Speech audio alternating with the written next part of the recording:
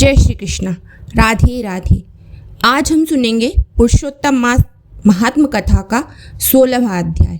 वाल्मीकि कहने लगे, इस प्रकार अनुपम वर देकर दोनों स्त्री पुरुषों को देखते देखते ही भगवान श्री विष्णु गरुड़ पर चढ़कर अपने स्थान को चले गए। कुछ समय व्यतीत होने पर गौतमी के पुत्र उत्पन्न हुआ और सुदेव ने पुत्र के पैदा होने पर अति प्रसन्नता के साथ श्रेष्ठ ब्राह्मणों को बुलाकर जाति कर्म किया और स्नान कर ब्राह्मणों को बहुत सा दान दिया। पिता के मनोरथ के साथ माता के मन को आनंद देने वाला वह पुत्र शुक्ल पक्ष के चंद्रमा के समान बढ़ने लगा।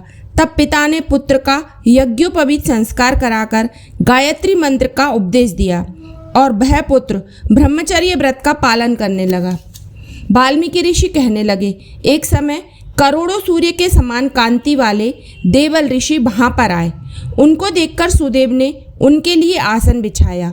उस आसन पर देवल मुनि बैठकर बोले, हे सुदेव, समस्त शुभ लक्षणों से युक्त यह तुम्हारा पुत्र महाभाग्यवान है, परंतु इसमें एक ही दोष है जिससे इसके सब गुण व्यर्थ हो जाते हैं। हे सुदेव, तेरा यह पुत्र 12वें वर्ष में जल में डूबकर मर जाएगा, जिससे तू मन में सोच नहीं करना।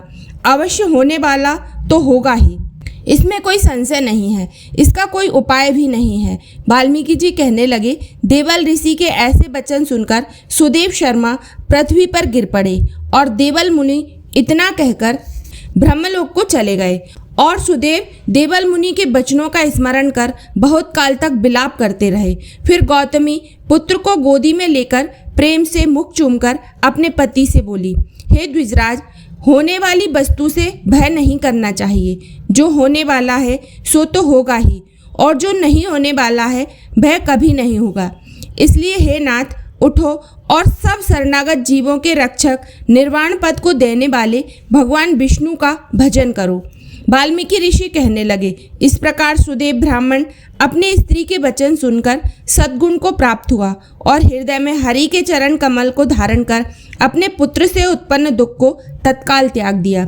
इसी के साथ पुरुषोत्तम मास का 16वां अध्याय संपूर्ण होता है। बोलिए श्री कृष्ण भगवान की जय।